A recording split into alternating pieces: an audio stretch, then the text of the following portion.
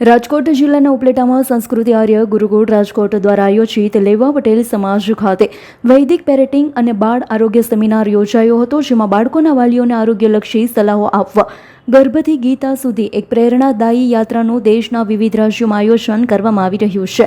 ઉપલેટામાં પણ આજે આવા સેમિનારનું આયોજન કરાયું છે. ભારતીય સંસ્કૃતિનું જ્ઞાન પૂરું પાડવામાં આવ્યું હતું.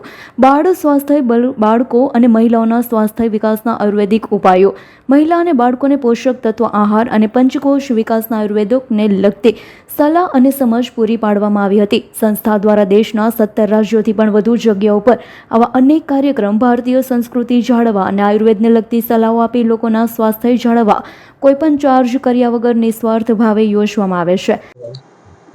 નમસ્કાર. આજે એક સેમિનાર જે ઉપલેટા ખાતે સમાપ્ત થયો એ સેમિનાર ગર્ભવિજ્ઞાન, વૈદિક પેરેન્ટિંગ અને ખાસ કરી અને ભારતીય સંસ્કૃતિના જે મૂલ્યો છે એના વિશેનો હતો. આવા પ્રોગ્રામ એટલે કે અલગ અલગ જગ્યાઓ ઉપર વૈદિક પેરેન્ટિંગ, બાલ સ્વાસ્થ્ય, બાલ મનોવિજ્ઞાન, પંચકોશ વિકાસ તેમજ બાલ, યુવા એમજ મહિલાઓના સ્વાસ્થ્ય વિશેના આયુર્વેદના કાર્યક્રમો સંસ્કૃતિ આર્ય ગુરુકુલમ દ્વારા ભારતભરના 17 રાજ્યોમાં અને લગભગ 40થી વધારે જગ્યાઓ પર નિયમિત રીતે થતા હોય છે. 2-3 મહિને અથવા તો 15 દિવસે, 20 દિવસે રાજકોટમાં નિયમિત રીતે એની શિબિરો ચાલતી હોય છે.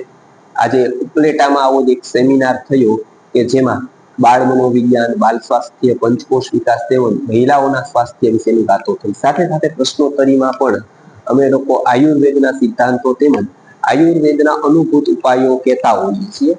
એટલે એનાથી લોકોને ખૂબ આરોગ્યનું જ્ઞાન મળે છે. લોકોને નાની મોટી જે ભૂલો થાય છે રોજબરોજના જીવનમાં, ખાસ કરીને જે લોકો સ્વાસ્થ્ય સંબંધિત ભૂલો બાળકો માટે કરતા હોય છે તો એને જ્ઞાન મળે. એટલે એક તો બાળકોનું સ્વાસ્થ્ય સુધરે છે, બાળકો ઘણા બધા રોગોથી બચી જાય છે. વિદ્યાલયની વાત કરું, શૈક્ષણિક સંસ્થાઓની વાત કરું, તેમાં પંચકોશ વિકાસના ઘણા કાર્યક્રમો કરીએ છીએ, જેનાથી બાળ મનોવિજ્ઞાન જાણી અને શિક્ષક સારી રીતે ભણાવી શકે, પોતાનામાં વેલ્યુ એડ કરી શકે, પોતાની ટીચિંગ સ્કિલને ડેવલપ કરી શકે.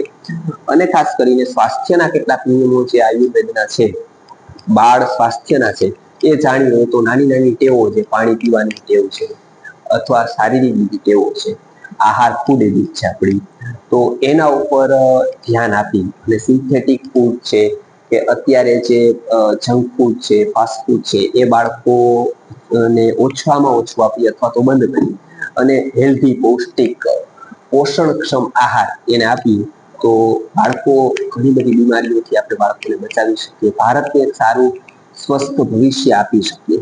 બહેનોના રોગોમાં આપણે ઘણું કામ કરી શકીએ કે જેથી ભારતનું મહિલા સશક્તિકરણ સાચા અર્થમાં થાય.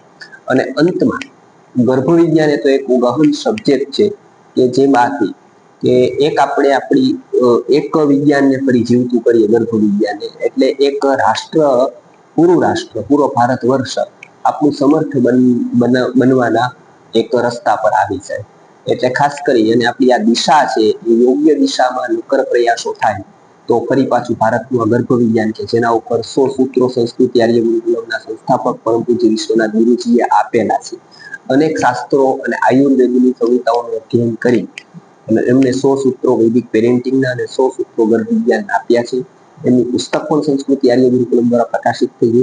વૈદિક પેરેન્ટિંગની પુસ્તક પણ સંસ્કૃતિ આર્ય ગુરુકુલમ દ્વારા પ્રકાશિત કરવામાં આવેલી છે.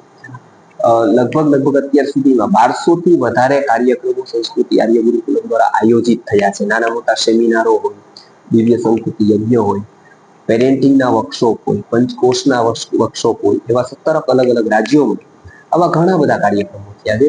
તો જાહેર જનતાને લાભ લેવા માટે આ કાર્યક્રમો નિઃશુલ્ક હોય છે. એની કોઈ પણ પ્રકારનો ચાર્જ લેવામાં નથી આવતો, કેમ કે લોક સેવા માટે બહુજન હિતાય બહુજન સુખાય એ સિદ્ધાંતના આધારે ખૂબ આ જ્ઞાનનો, ઋષિ મુનિઓના જ્ઞાનનો લોકો લાભ લે, લોકો સુધી આ જ્ઞાન પહોંચે, એના માટે અમારો નમ્ર પ્રયાસ હોય છે. અહીંયા પણ ઉપલેટામાં ફાલ્કન વેલફેર ફાઉન્ડેશનના માધ્યમથી. વિપુલ ધામેચાનો રિપોર્ટ, S9 ન્યૂઝ, ઉપલેટા.